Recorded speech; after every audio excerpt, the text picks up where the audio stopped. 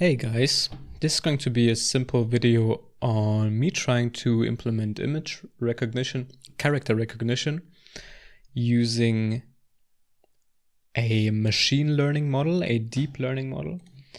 So let's just jump right ahead and let me just open my browser and pull up some documentation. We're going to use scikit-learn, which is a library in which we can train different machine learning models, and we're going to use a simple neural network. There are a couple of other models available, such as decision trees, nearest neighbors, support vector machines, all those kinds of statistical models. We're going to use a neural network. It's probably the most powerful and it's the most interesting one. Now, let me just quickly hide the taskbar so it's not in the way. And now we are ready to go. So this right here is a neural network. And we can, in the terminal, create a new project. In my projects directory, all the code is available on Patreon, in case you want to support the channel. And let's call the directory neural network. And let's create a file nn.py. Then here we have to, in the first step, import all the dependencies. In the second step, we're going to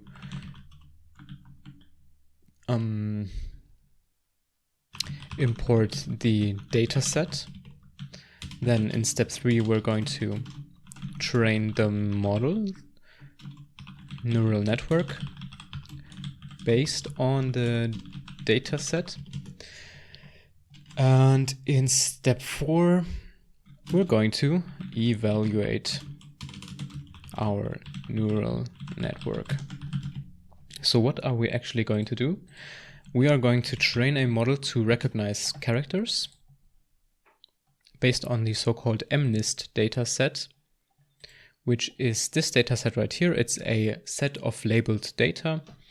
All those are handwritten characters, and the challenge here is to train a neural network to recognize those characters correctly. So if you feed that neural network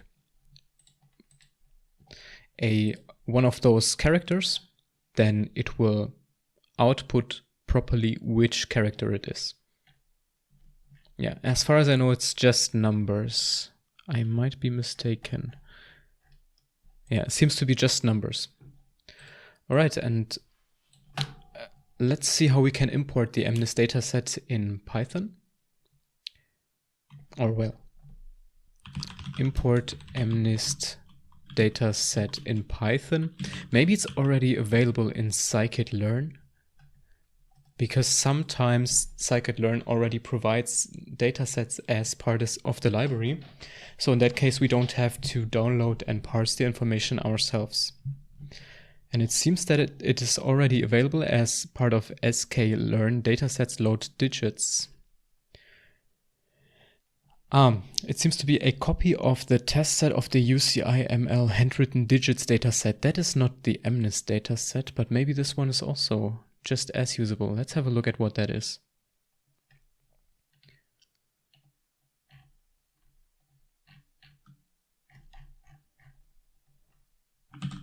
Probably it's just as good, but I would prefer to use the MNIST because it's the classical machine learning challenge.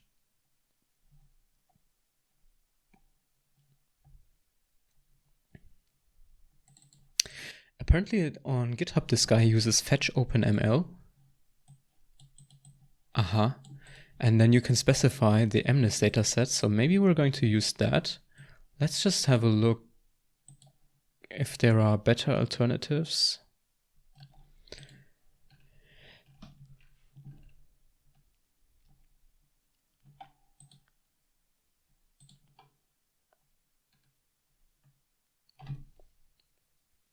Nope. Okay, let's just use that. So apparently we can fetch the dataset using scikit-learn. And let's import that. So let's fetch the dataset, let's import the dependency, and then let me copy the data here.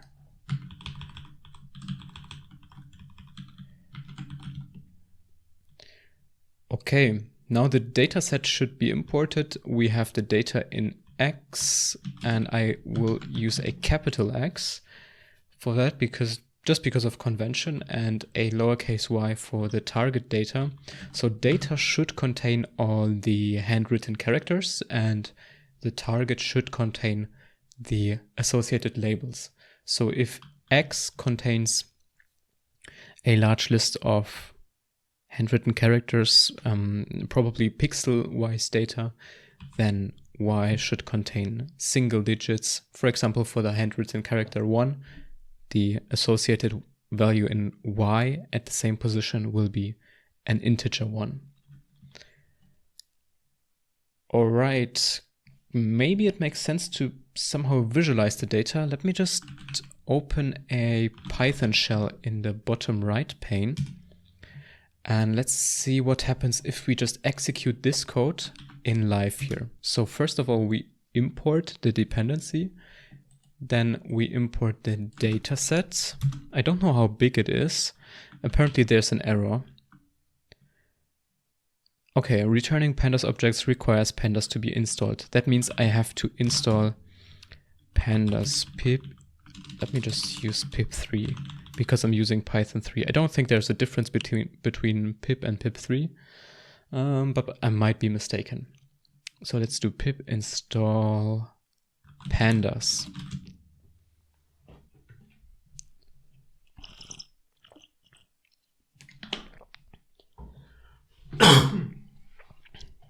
Sorry. Good, and let's try again.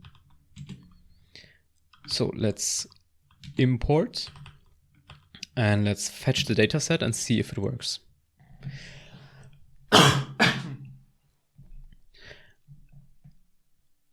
We get a warning message that, okay, it's a future warning apparently. Let me just highlight that specific warning here. It's the future warning. The default value of parser will change from something to something.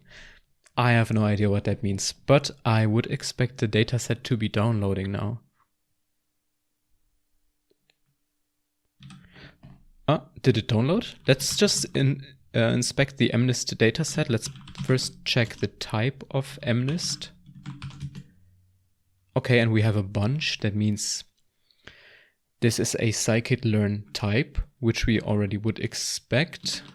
And then let's inspect what MNIST contains.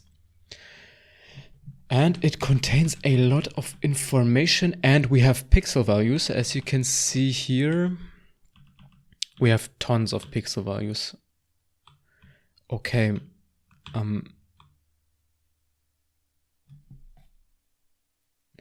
Apparently the data starts right here with pixel 1, pixel 2, pixel 3, pixel 4, etc. And those pixels have associated values, and they are 0 here. Probably that's black. A pixel is 0 if it's black, and it's 1 if it's white, and anything in between for the grayscale values. Maybe we can inspect MNIST.data and then pixel 1. Let's see what it contains. Okay, and here I would interpret this as the pixel 1 values for all 70,000 handwritten characters. And they are apparently, or most of them, many of them are 0. We don't know because we just print out the first ones and the last ones. So maybe we should have a look at, well, what pixels are there? How can we print the labels? Maybe using keys? No. Well, what happens if I just type blah blah here? Okay, nothing. So that is not an attribute that is available. So if I do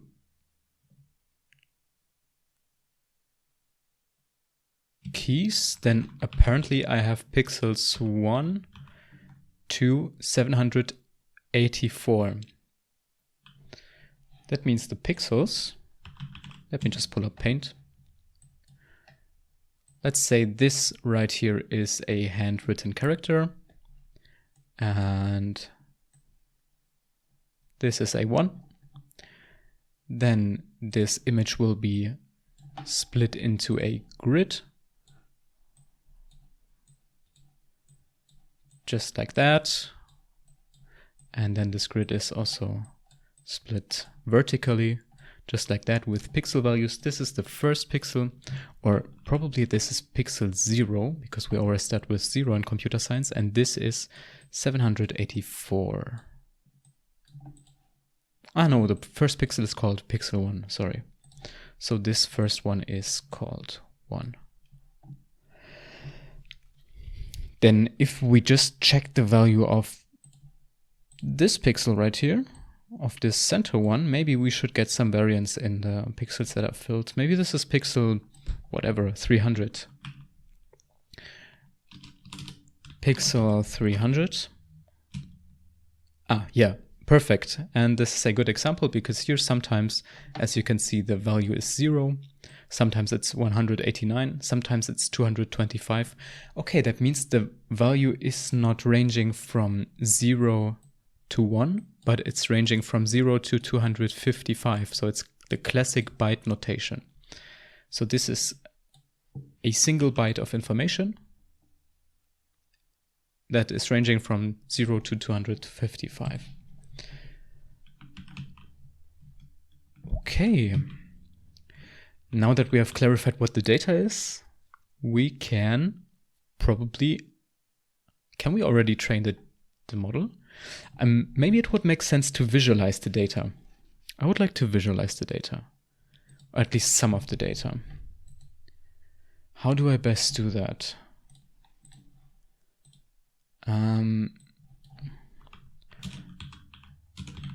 scikit-learn MNIST dataset visualize.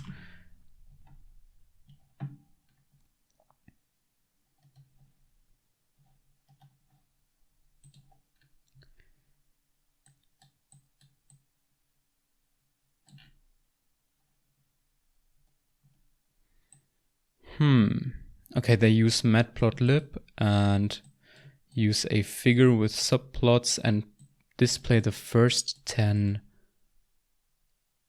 images? No, the first 100. Let me just copy that code. And let's introduce a new step. Visualize part of the data set, just so we can see what we're actually doing here. And then let's paste the code. Let's move the import statement up here. And we are creating a subplot. And we're creating a grid of 10 images by 10. So let me just open Paint again and visualize what's happening. We are creating a figure, a plot consisting of subplots, apparently. Oh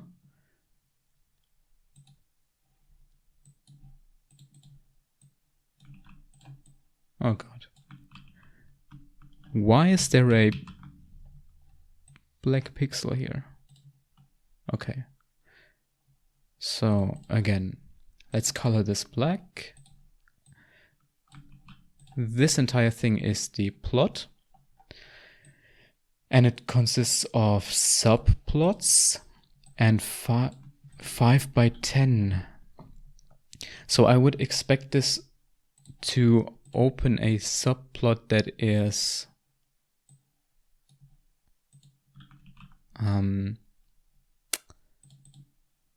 come on. that is maybe 5 down and 10 across. So this would be 5 images down, 10 across, and then we would have something like this split. I don't know if that's 10, probably not, but that's what I would expect. Then I wouldn't, but then I don't understand those ranges here. Maybe I should just test it out, but I like to think of what the code is doing before I just execute it. So let's have a look at subplot and the documentation. And it takes as inputs the number of rows and the number of columns. Okay, so that assumption was correct, that we just painted in Paint. I don't understand why we have a nested loop over 10 twice. And let's check what image show does. So first of all, a subplot returns an object that is called axis. Where is that?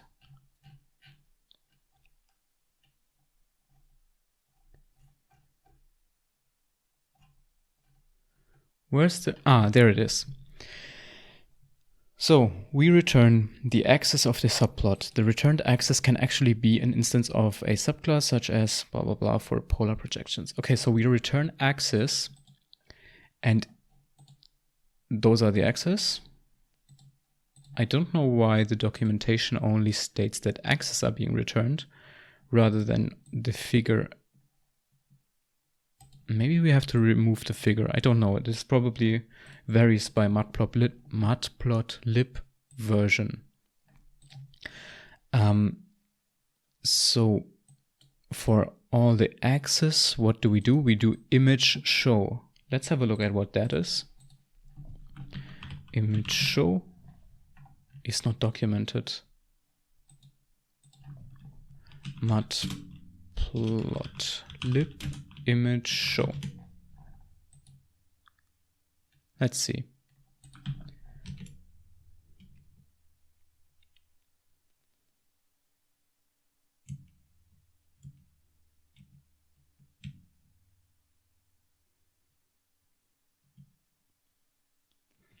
Image show expects RGB images.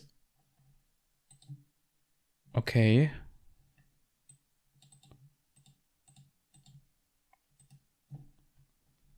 Okay, image show displays data as an image, in example on a 2D regular raster.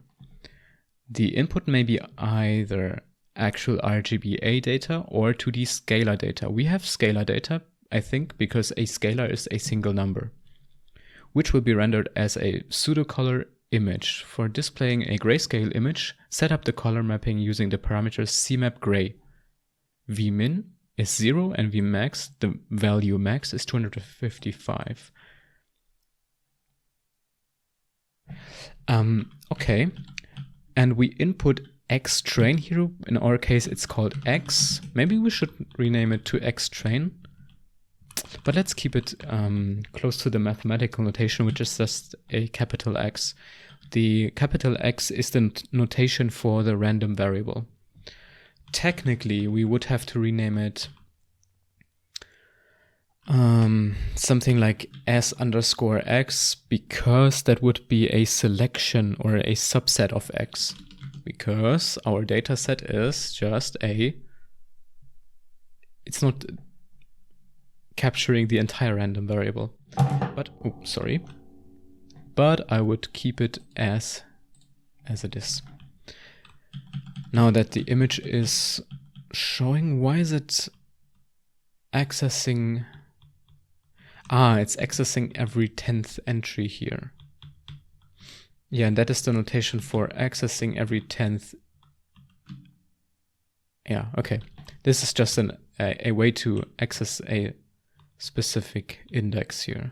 But we could also just replace this with a very simple I. No, because they assume it's not a list, they assume it's a the data is arranged in a 2D fashion.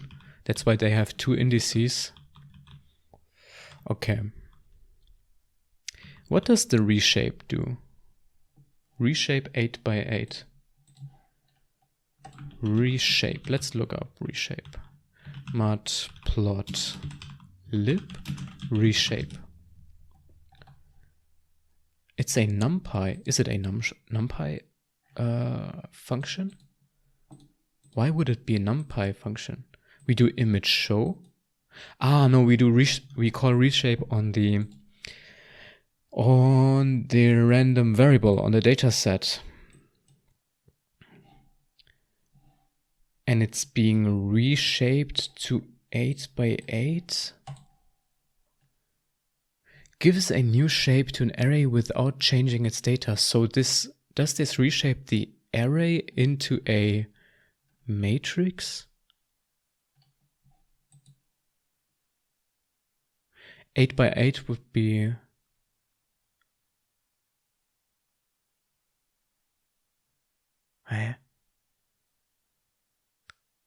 I don't know, let's just execute the code. I don't expect it to work, honestly, because somehow I don't see how it properly handles the way the data is stored. Because, right, let me just explain you my line of thinking. I might be completely wrong. So we import the data set. Then we do, we fetch the data set. Let's see how long that takes.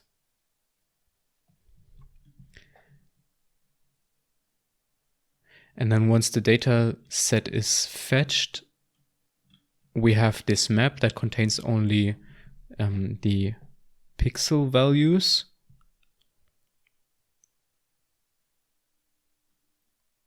Wait, okay, it's fetched now. Let's do mnist x equals mnist data.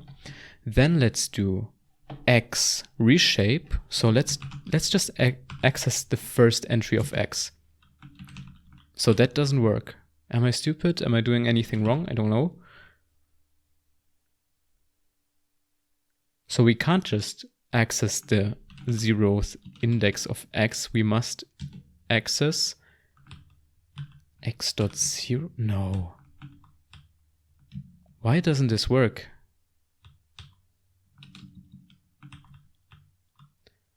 Wait, what is the type of x? It's a pandas data frame. Okay. Then pandas data frame first entry. Get first row value of a given column. No, I want the first.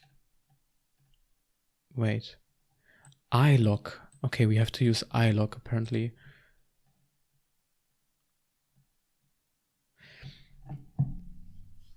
Indexing and selecting data. The access labeling information in pandas objects serves many purposes. It identifies data. Yeah, that is great. Allows intuitive getting and setting of data. Yeah, perfect. So we have x, and x is basically a table. I'm not an expert at pandas, so don't freak out. And this right here is, according to my understanding, the first image. This is the second image, etc. So if we do x.ilog and then 0, we should get the first image? No. What is an ilog indexer?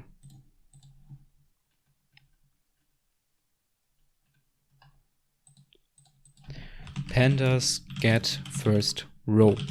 Let's see. Ah, we have to use ilog and then these brackets and not the parentheses. Does that make a difference? It seems to make a difference. And what kind of type is that? That's a pandas series. And can we loop over the series? Can we access individual entries? No, it's not subscriptable. Okay. We have a series. Interesting.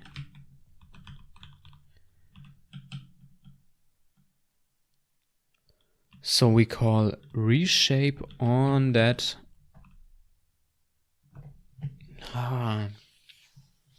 This won't work. Image show reshape won't work.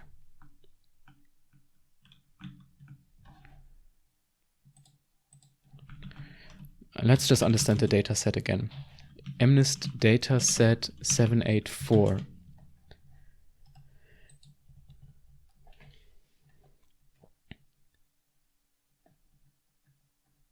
I just want to understand how the images are stored there. What's the width and the height of the pixels? Is that...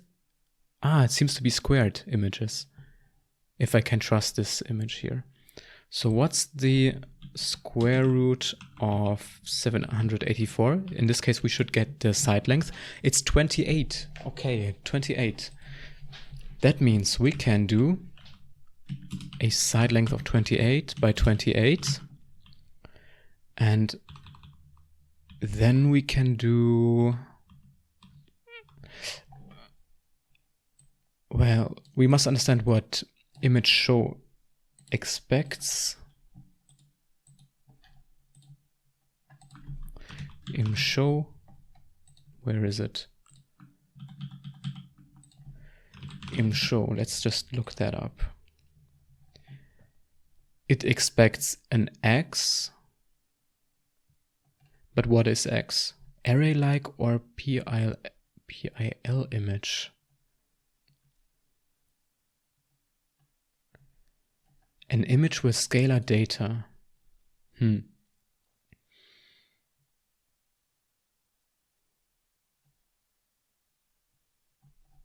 Array-like. Let's just look up, is pandas data frame array-like? Array-like.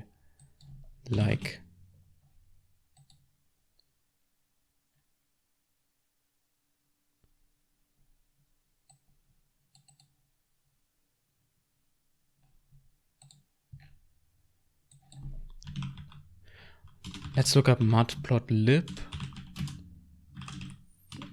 Visualize pandas data frame.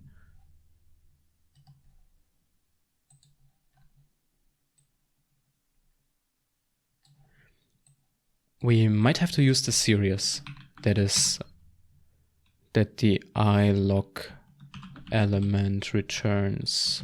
Let's do x.iloc, and I would expect this to return an array-like element. And then let's try to execute the code in a new window here. Oh my god.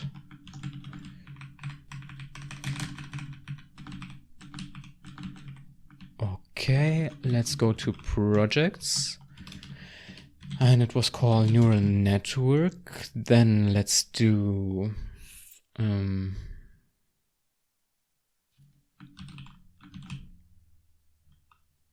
Python 3 neural network. I expect this to... it doesn't work because we haven't installed matplotlib. Now I would expect this to take some time again because it needs to download the dataset. It would be nice if the dataset was cached somehow. Let's see. And in the meantime, yeah, let's see if we can cache the dataset. scikit-learn, MNIST dataset, cache. And let's look for the word cache here. After the first download, the dataset is cached locally. Okay. If that is the case, then it's fine. Okay, here the object has no attribute reshape. That is because reshape is a method implemented only on the NumPy arrays. So maybe we have to convert the series to NumPy array. Series to NumPy. Okay, and that's just a call 2 numpy. That was almost guessable. 2 numpy. Maybe that will work. Let's see. Let's execute it again.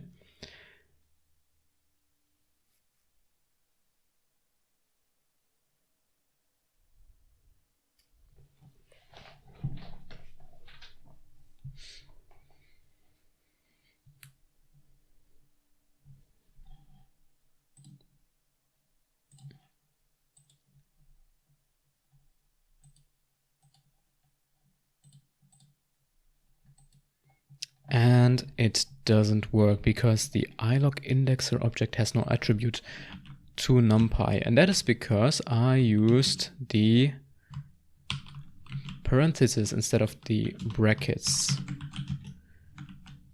Because we learned over here that when I call this, then we get an ilog-indexer, whatever that is. And if I call this is basically the same thing but with brackets, then I get the series that I need.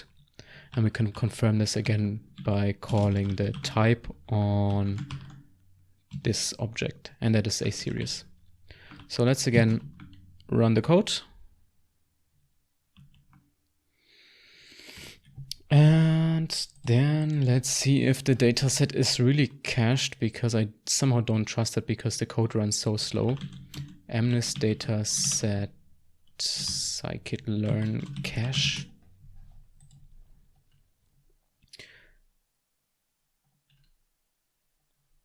Yeah, allegedly after the first download, the dataset is cached locally in the path specified by the data home keyword argument, which defaults to scikit-learn data.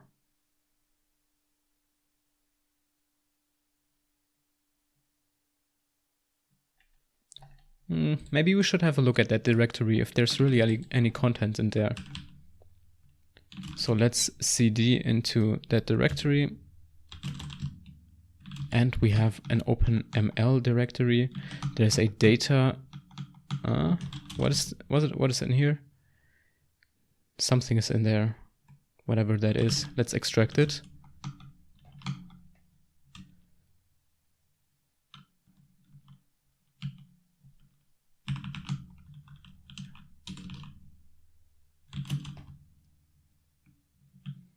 Is it just gzip? Okay. Seems to be cached. Okay. Let's just have a look at the error message. The default value of parser will change. Okay, that is the same thing as before. Then the file, blah, blah, blah. Index error, index 5 is out of bounds for access 0 with size 5. Access 0 with size 5.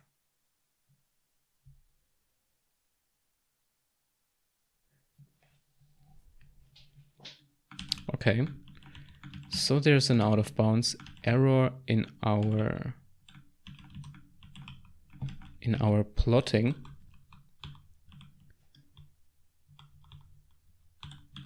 Let me just plot the first 10 images or the first couple images. I don't care.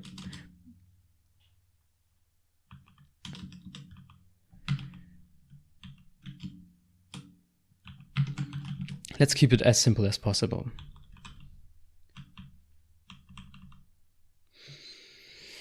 And then we access the axis I and 0 maybe. Right, and this says, okay, this says we have 5 rows of data, but this loop specifies 10 rows of data. And that is exactly the thing that I was confused about. Why is this 10, not 5? So maybe now it works. Did I save? Yes, I saved. So let's execute the same code here as well. Let's go back to the projects directory, neural network, and then let's do Python 3 neural network. And let's see.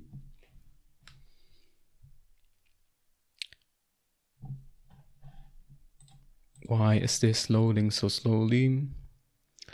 I have no idea.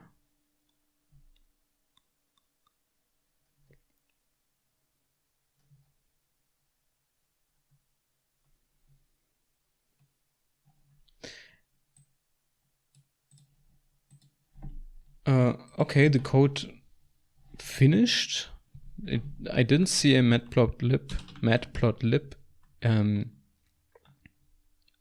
plot anywhere. Why?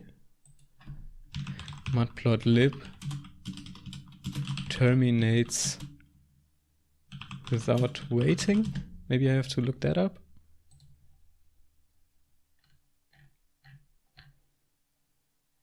Plot show. Do we have to call plot show?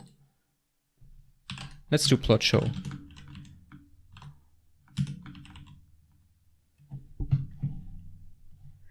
Probably we have to plot show, because here we load data into the axis of the plot, into the subplots, but we don't call plot show. Let's see. I hope it works now. It's always interesting how I dedicate a video to some topic, something beautiful like machine learning or coding a game in C. Oh, and there's our output, by the way. So let me just increase the size. I wanted to say it's always interesting how you dedicate time to something that is a beautiful, magical topic such as machine learning. And then you spend most of your time just fighting around with data types, calling the right methods, Googling errors. Yeah, but this is how software engineering goes. So that's what separates you from all the rest. You as the person who can deal with those challenges. All right, so this right here is the data set. And as you can see, we have various subplots. We have 5 rows, 10 columns. And here we visualize the individual digits, which is quite nice. I really like that we can see the data here.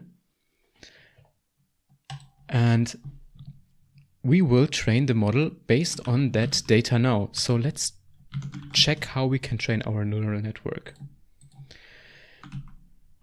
Let me just close all the documentation. And I'm quite amazed that I managed to, with zero knowledge about pandas and all of that stuff, to plot the data. Okay, here's some documentation about the neural network classifier in scikit-learn. So let's import the dependency. And then we need to do, well, we have the data set. We have the Y's. Here, this is array-like data. This is a matrix. I don't know how this is supposed to work together with the pandas data frame.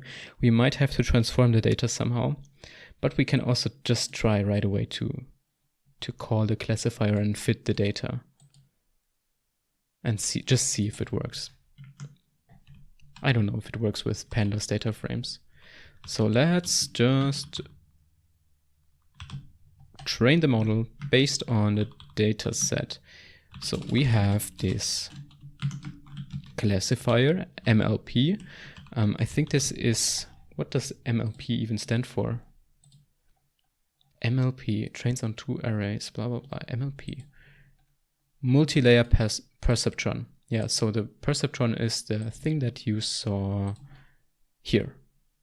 Yeah, this is a one hidden layer MLP. So you have the input layer with the data coming in. In our case, that's the handwritten letters. Then there's the single hidden layer. And then there's the output layer. And that is a minimal multi-layer perceptron. All right. So here, this MLP, the multi-layer perceptron classifier, is instantiated. A solver is specified. I don't even know if we need to specify a solver, since we can just use the default one. I don't really care. I want to use it as a black box, but it's still interesting to know what that solver is. What does that solver mean and which solvers are available? All that I know is the regular gradient descent optimizers. So what is that here? This is a logistics regression solver, apparently.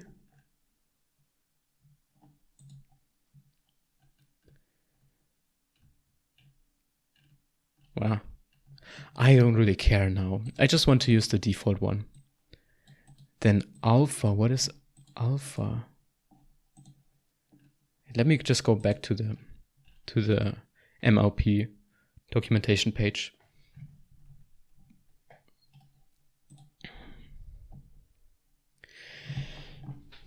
So as solvers, we have 3 solvers available. Okay. Yeah, the SGD is probably the most used one, or at least the most taught one. It's the stochastic gradient descent one. Then Adam is a stochastic gradient descent optimizer proposed by Kingma, Diederik, and Jimmy Bay. Okay, this might be an improvement over the stochastic gradient descent, so let's just use that default one. What else is there? Alpha.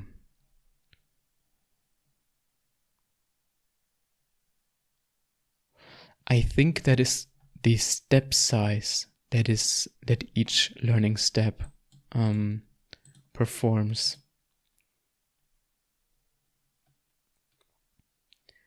Learning rate. Yeah.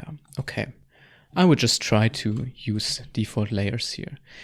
Maybe the only interesting thing here would be the hidden layer sizes. How many hidden layers do we pick? So hidden layer size is an array-like. Hidden layer sizes is an array-like of shape n layers minus 2. Okay. We have the number of layers that's all layers that we have. In this case right here, it's 3 layers, and the minus 2 would be minus the input layer minus the output layer. Okay, the default is 100 by, and then there's no specifier here. Hidden layer sizes. The ith element represents the number of neurons in the ith hidden layer.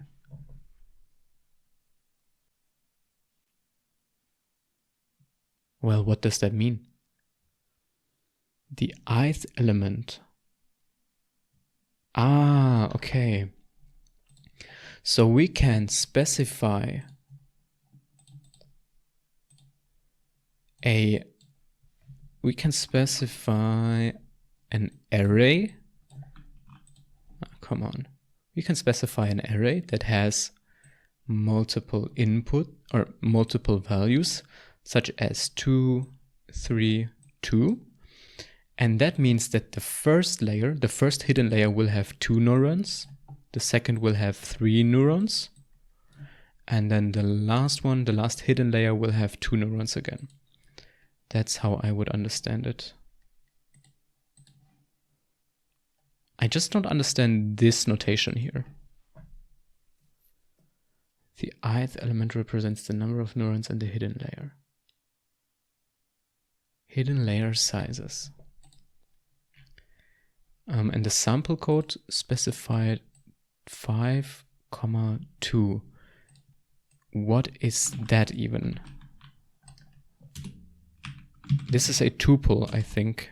Type of this is a tuple. And apparently a tuple is array-like. And what is 100 comma? It's also a tuple.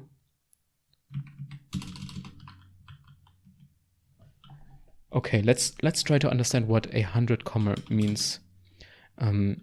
Tuple comma in Python.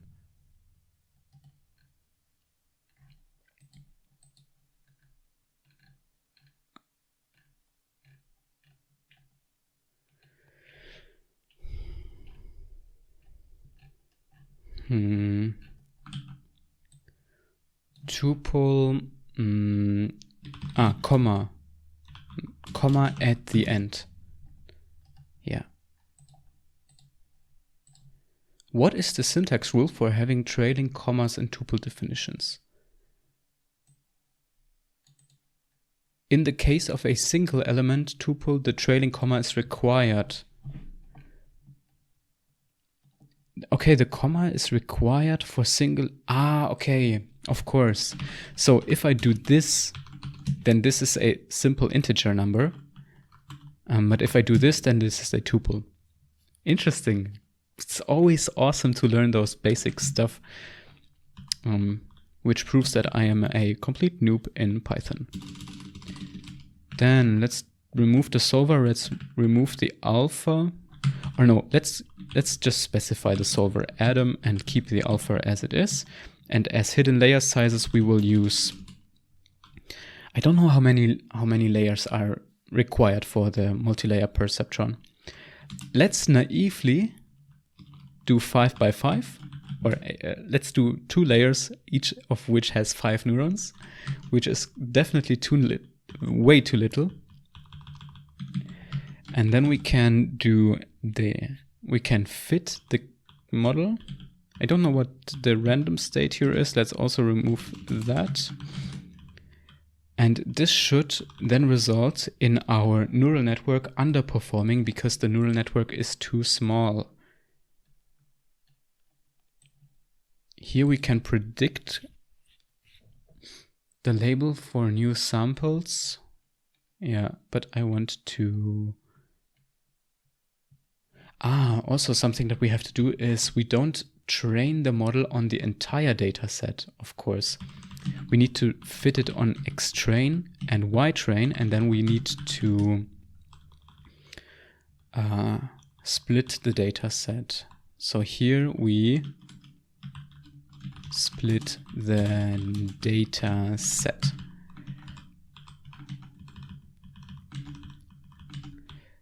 All right. How do we split the data set? I think there was a method in scikit-learn, split train test, and this method then does the splitting for us.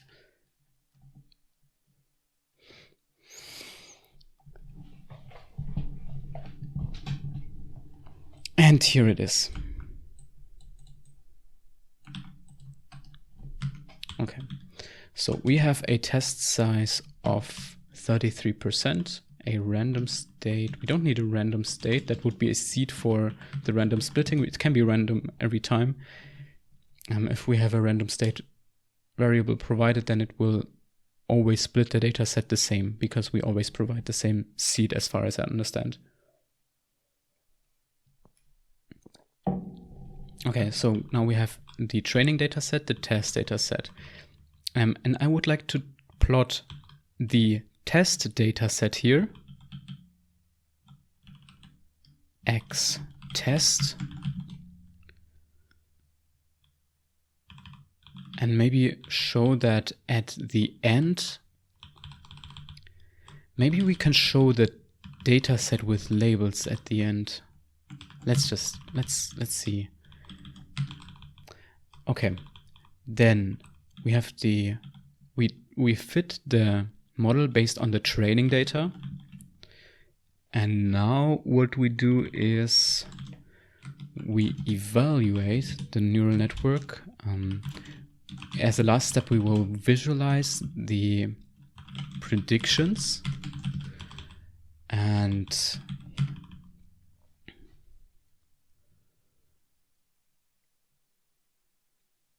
how do we evaluate the neural network? We can use a method that will test the neural network.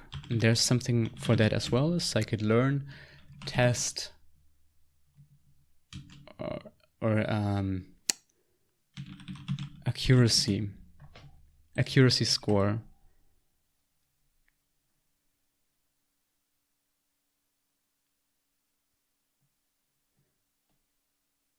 No. Evaluate model.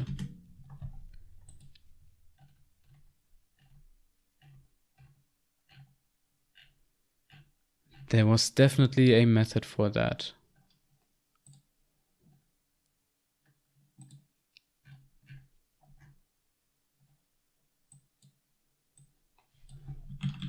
Test model. or test the classifier.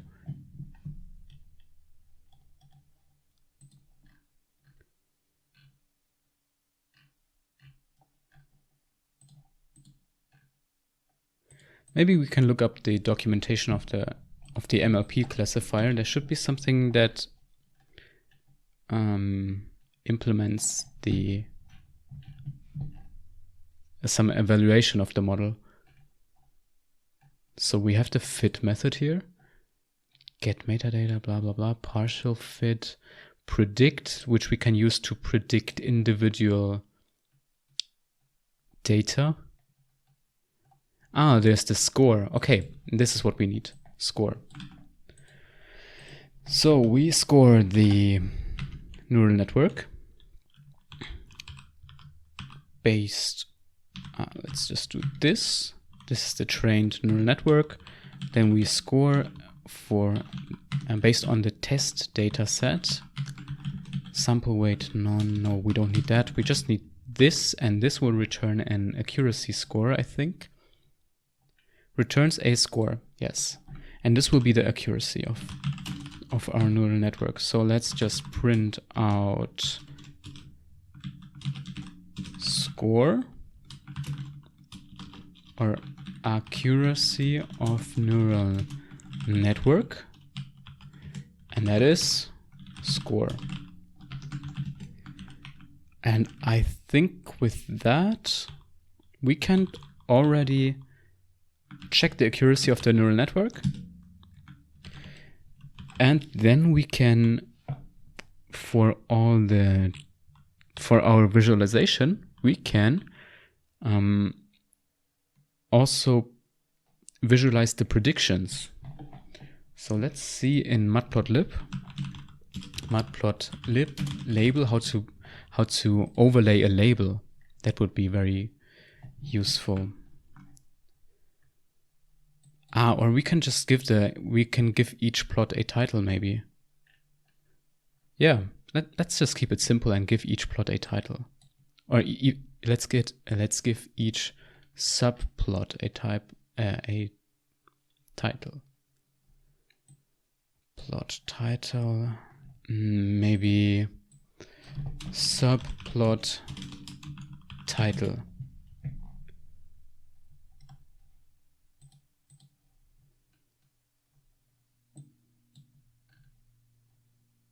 Axis title set text seems to work. Okay. Then let's try that. So we call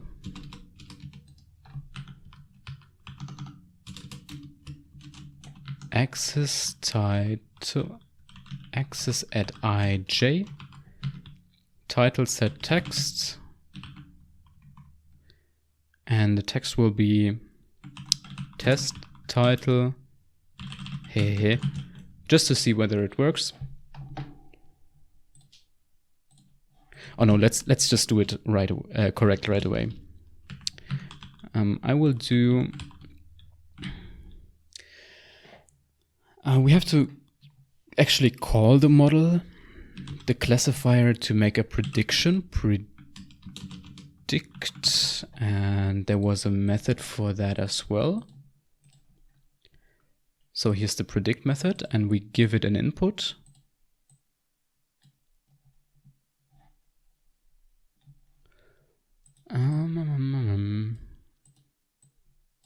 Yeah, we predict X test, and then we need this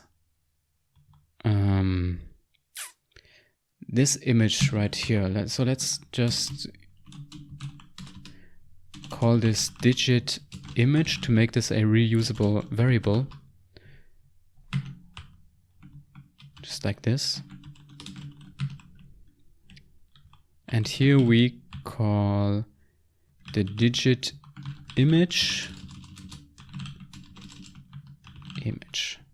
just so.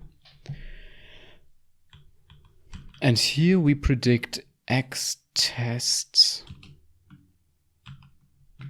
Then we get the prediction, or Y predicted, and let's assume that this is the title, and then here we enter the title as the title of the subplot. Okay, let's see. There is a syntax error. We can't train test the split. Train test split the model. Why can't we do that? Because it's not defined. That means I missed importing it.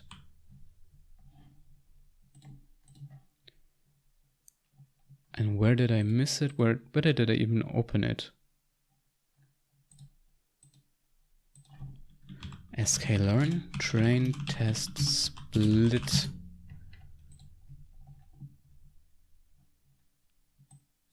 Okay, so this comes from the model selection package.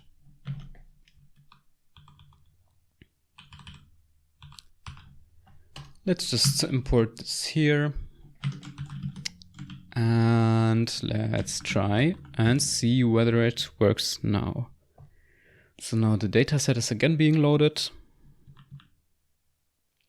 Yeah, I think it just takes time to load the dataset because it's loading into memory 70,000 images, each of which is 784 pixels, which is quite a lot for my computer, which doesn't even have a graphics card. It's just a basic setup. But I think for those basic machine learning projects, it's more than enough. You don't need a fancy machine.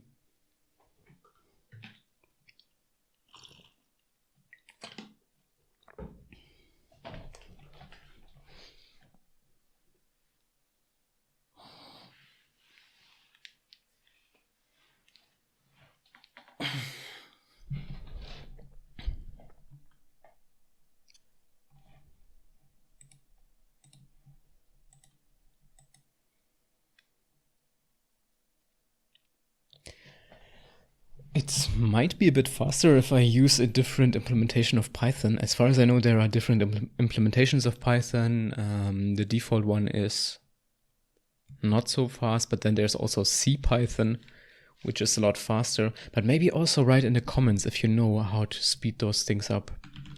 I am not very sure here. And maybe now also the training takes time. It would make sense for me to print out things here, just to understand what the system is doing. Importing the MNIST dataset. Then here we are training the model, or training the neural network.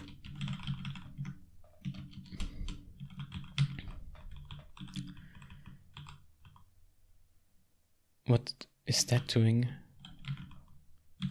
That can be done here. Training the neural network.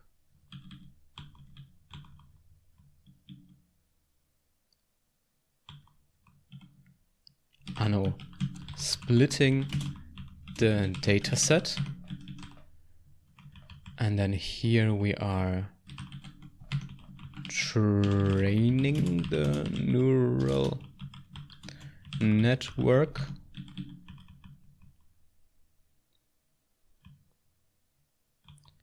And here we are scoring the neural network.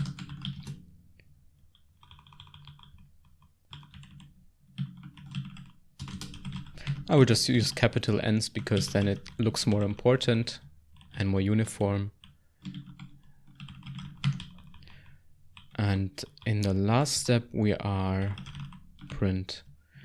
we are visualizing a couple of sample predictions.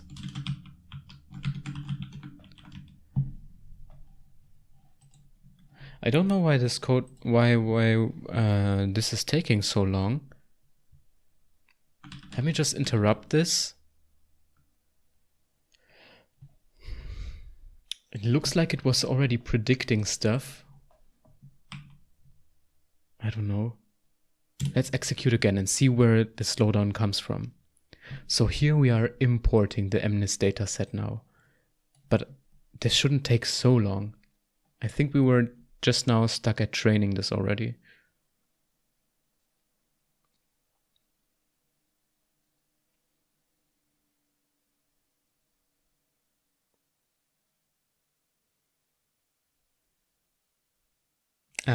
And here we are splitting the data set, and then we are training the neural network. Yeah, the printouts make this a bit better, so we know at which position in the code we're at. So despite the neural network being only 5, it just has 2 hidden layers that are just 5 by 5.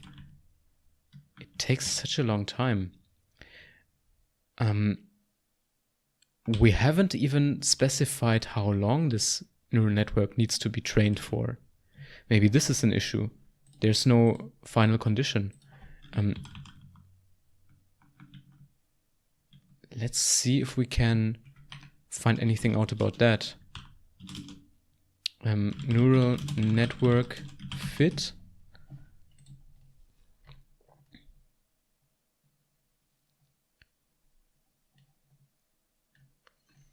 That's interesting. This implementation is not intended for large-scale applications. In particular, scikit-learn offers no GPU support. Okay, so even with a GPU, I would have no speed advantage here.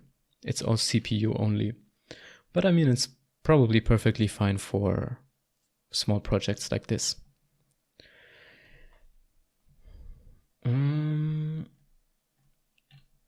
So what is the termination condition for the training algorithm?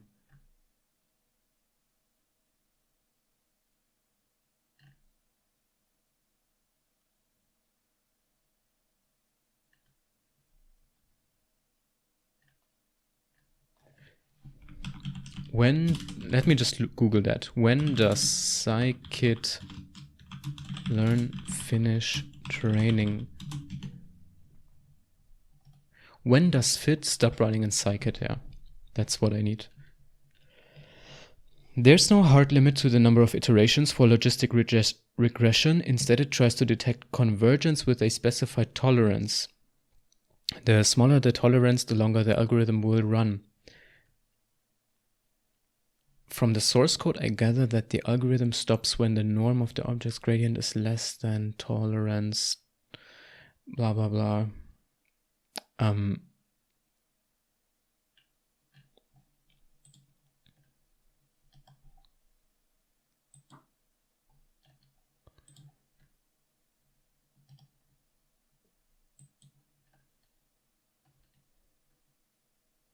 Okay, so the training apparently takes a lot of time.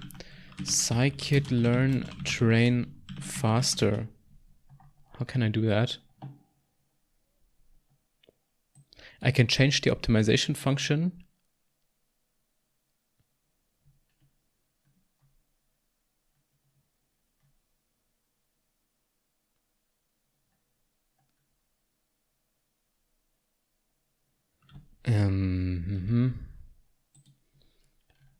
There are apparently libraries that can speed up the learning.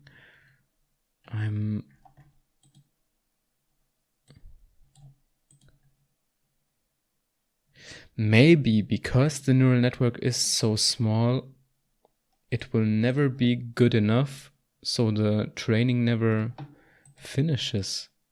Oh, no. Accuracy, okay. So there is some printout. The training concluded, and the accuracy, why did I write accuracy? Let me just fix that. Accuracy. So the accuracy of the neural network is 78%, which is quite good for a 5 by 5 neural network. So it just has 2 hidden layers, each is 5 nodes. That is good because it's way better than randomness. So if you have a neural network, what you do is you compare it with you spend effort creating a neural network. And so to find out whether that effort was worth it, you have to compare it to a neural network that took no effort to build. And that would be a neural network with only random values in the nodes, weights, and in the biases. And then because of the randomness, the accuracy would be 10% only, because we have 10 different digits, and each digit would be guessed based on randomness. So this is already much better than random guessing, and it's actually quite good. I will try to fix this error, and then we maybe can increase the size of the neural network a bit and see how that performs. If we can get maybe above 80 or even 90, then that would be awesome. At least for such a small neural network that we built in a private project here. So we have a value error. The truth value of an array with more than one element is ambiguous. Use any or all. What? It's entitled set text. We put the predicted title. Do we have to do string? Because the output of the prediction is going to be the label as, wait, what is it? It's going to be y. What is y? No, I haven't instantiated that. It's going to be just digits, 0 to 10.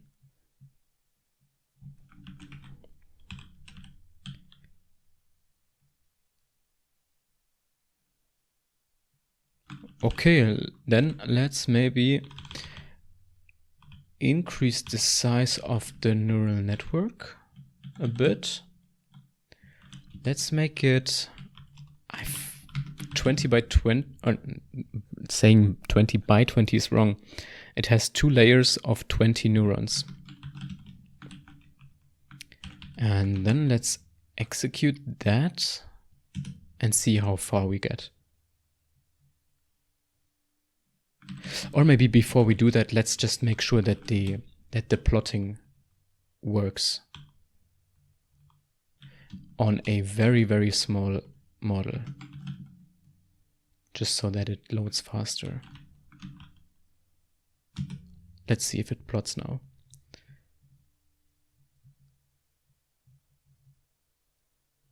Ah, no, that won't work. That won't work because I need to put the comma here. Let's try again.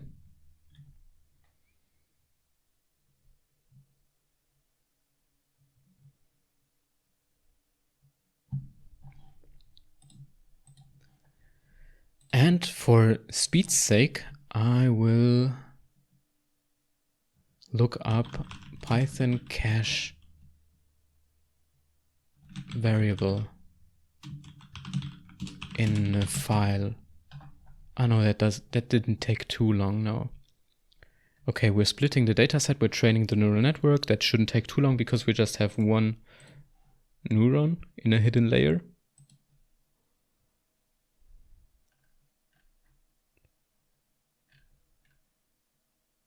Yeah, that was fast. Yeah, and as you can see, this model is so bad that the accuracy is 11%. And that is what I was talking about. I was expecting on a horribly bad low effort model that the accuracy will be 10% because we have 10 possible outcomes, 10 possible digits. So if we just classify them at random, each will have an accuracy of 11%. And then the plot is here. And it looks horrible because we print out. What is the title here? What is that?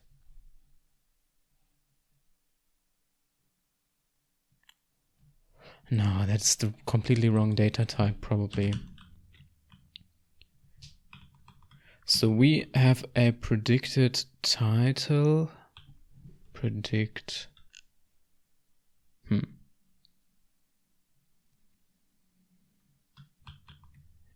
show, digit image to numpy reshape. Okay, that prints the image. Then we do classifier predict. Then we provide xtest and get, oh, of course, we because I specified xtest here,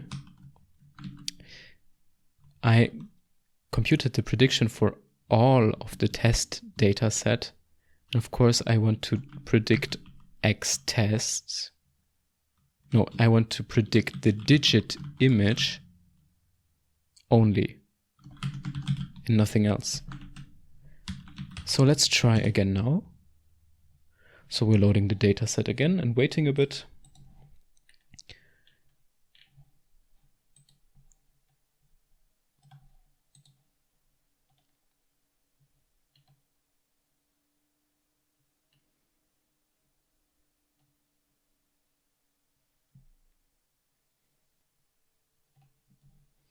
And let's see what the result is now. I would expect each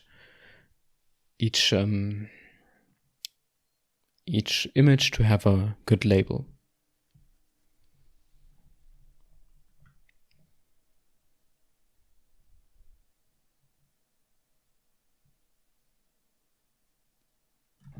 And what the hell? Oh god, it's still some data type error.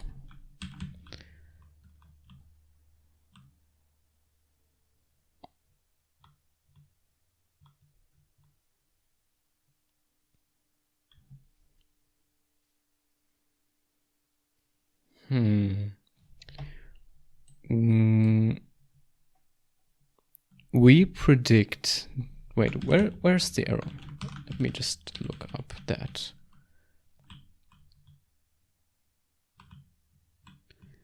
Expected 2D array got 1D array instead. Where? In scikit-learn, blah, blah, blah.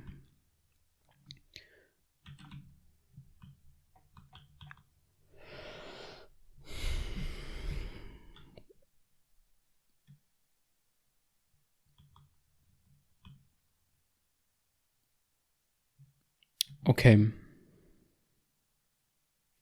The problem is probably that we input something like this, and this is a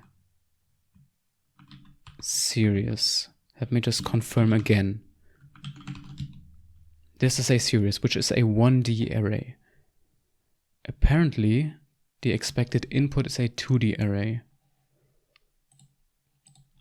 So let's convert this back to pandas convert series to data frame. Or pandas get data frame row by index. Oh, row by index.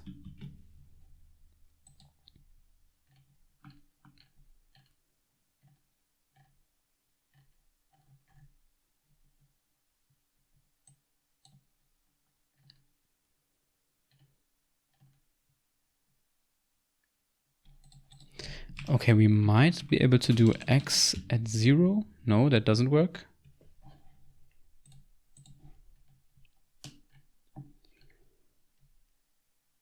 Series frame.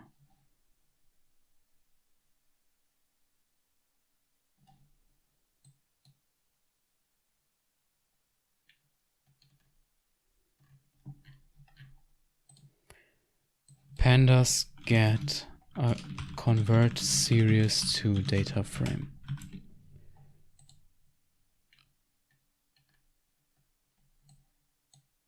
To frame, okay. So let's do digit image to frame here. And we can just double check that. If we do to frame here, what is the result?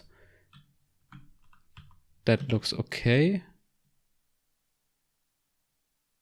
No, it doesn't look okay, because now the data is shaped differently. If I do X, then the pixels are in the horizontal, in the rows, no, in the columns. And if I do this, then the pixel values are in the rows. I mean, I can still execute the code in the background to just test it, but I don't expect it to work.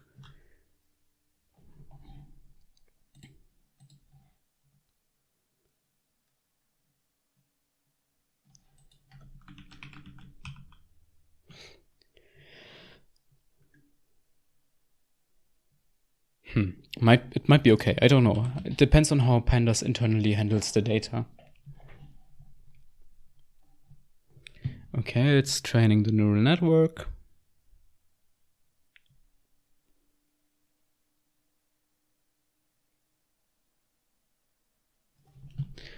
And if that doesn't work, then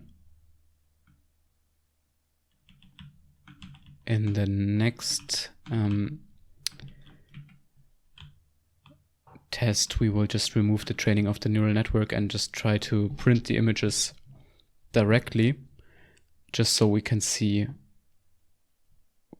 whether the data type errors can be resolved quicker that way. Ah no, but that would require training the model somehow. Can I somehow skip training the model? Scikit-learn. Predict without training.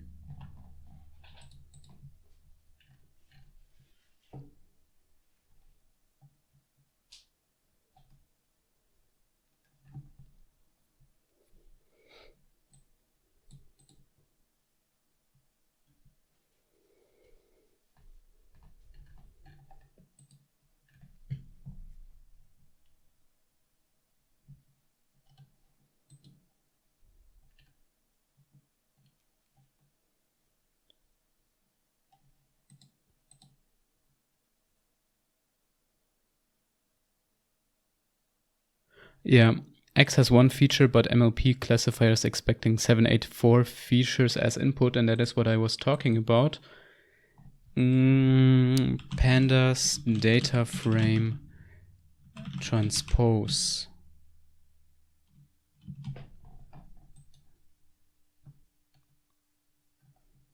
But ideally, we should only be able to get data frame reduce to get one row from the data frame. Data frame extract rows.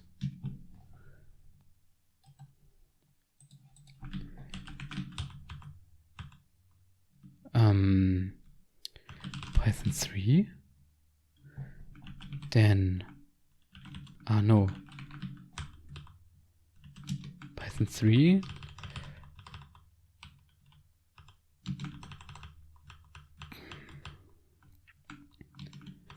Okay, we have to import this stuff first, then fetch the data here.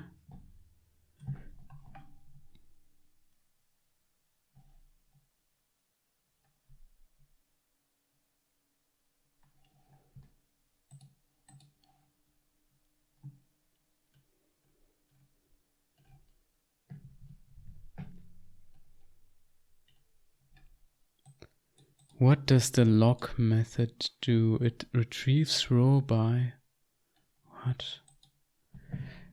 Okay, wait. This turns out to be going longer than I expected, not because training neural networks is so hard, but because I am too stupid to understand those Python libraries properly. So let's do X.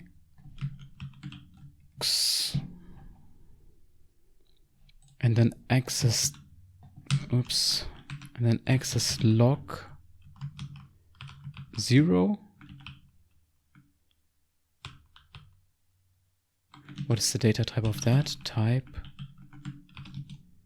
serious. What is ilog 0? Also a serious. What if I do transpose? Why doesn't this work?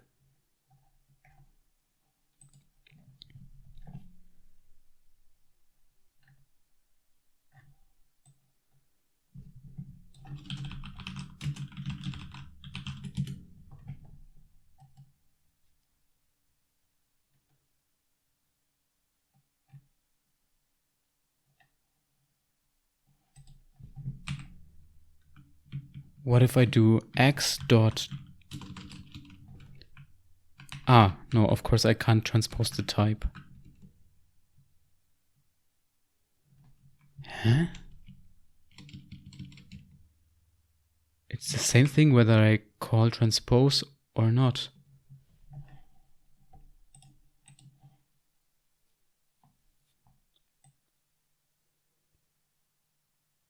Neither method updates the original object, so I have to probably call, create a new variable xt, that is the transposed variable, x underscore t.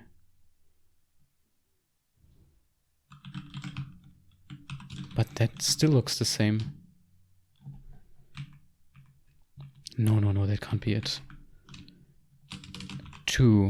Let's do this, to data frame. To frame, maybe. That's the frame. 784 rows by 1 column. Okay, now we can do transpose. I think this is what we need. Okay, so here, down here, we are calling to frame. And then we need to call transpose. Hey, I hope this works.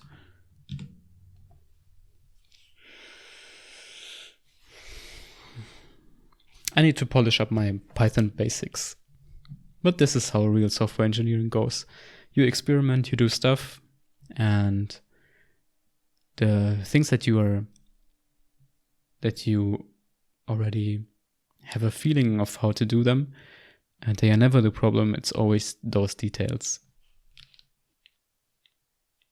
Let's see.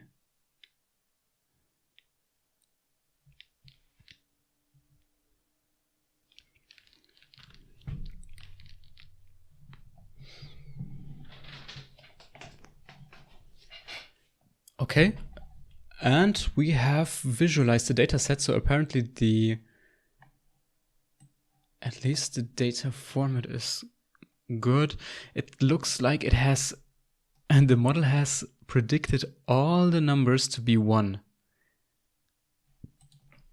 Which is obviously wrong, but the model is not very capable because it just has one hidden layer, so I don't expect anything here. That is good. Why is... Now, how can we make this print out more beautifully? I essentially do this. String and then this. No, what do I do? Ah. Oh, God.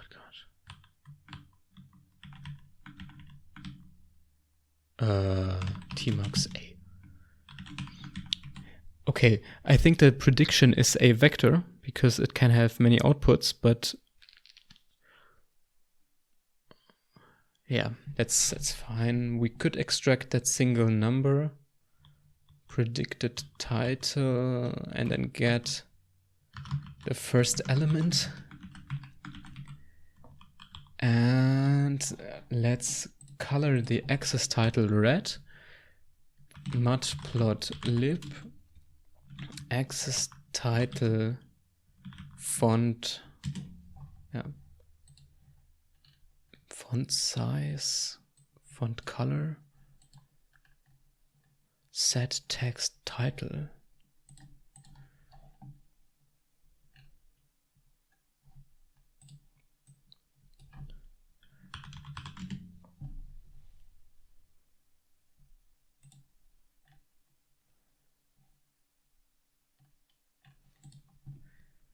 And we can also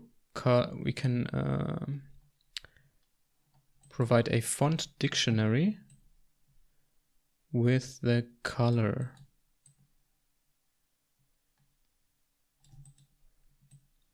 Yeah, but it's not important. That's not important. That's just small details. Now let's train a real neural network. And let's try 20 by 20.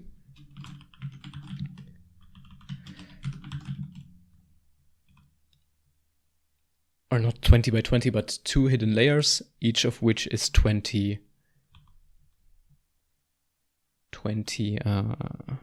neurons in size. Okay, then we can interrupt the visualization and let's do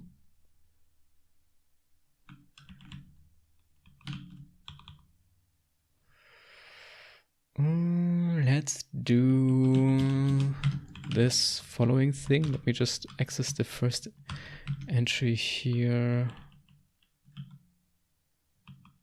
Oh no. No, that won't work. None of those will work. String transpose, predict 0th element. No, forget about this. I don't want to train a model of this size and wait for I don't know how long and then have a simple syntax error to destroy all my training. So let's just execute the code and see what happens. And I will probably pause the video right now so you don't have to wait. Oh, and I just came back after maybe, I think this took like 4 minutes on my machine. Let me just increase the size of the neural model, of the neural network stuff. But have a look at this. The accuracy of the neural network is 93%. It's not even a big neural network. It just has 2 hidden layers of 20 neurons. So this is quite a compact model. And look at the plots. This is awesome. Let's see if we can spot how good it is. So as you can see, we have the images here, 0, 8, 6, and the title of each image is the prediction by the model. Yeah, so this is not the label of the dataset. This is the actual prediction that the model did. So let's see if we can spot if there's any wrong prediction. Yeah, no, this 0 is correct, 3 is correct, 4 is correct, 1 is correct, 1 is correct, 6 is correct, 0 is correct, 3 is correct, 1 is correct, 5 is correct. This could be difficult because this 5 looks like this 5 here looks like a 6. Yeah, there's a 2. And here's a wrong prediction. So as you can see, the neural networks makes mistakes, but it's actually quite good. So this 5 is interpreted as a 9. Then we have a 0, 1, 3, 2, 3, 6, 5, 7. This 7 is weird. Then there's 1, 7. This 7 could be a 1, but it's probably correct. Then there's an 8, 1, 6, 7. This 7 is not really good. I mean, this is even as a human, it's hard to classify this as a 7. Then there's a 5, 4, 0, 0, 7, 1. This is probably not an 8. So this is another wrong classification here. This is a 3. And there's 0, 0, 2, 1. I don't know if this is a 2. This is probably also a 3. This one, I don't know if it's a 1 or an 8. There's a 5, 7, 2, 5, 6. Yeah, so we have trained our own neural network. It's the first time that I have ever done this. And as you can see in this plot that we did here, which is quite amazing, that we visualize the data and label it ourselves, and let the neural network label that data according to its predictions. So we have created our own neural network. We have trained it according to a data set and faced all the challenges of the Python languages and its libraries and all that stuff. But in the end, we managed to have a model which has an accuracy of 93%, which is astonishingly good for, at least in my opinion, for such a small neural network, that can run with such low computational resources as on my computer. I don't even have a graphics card.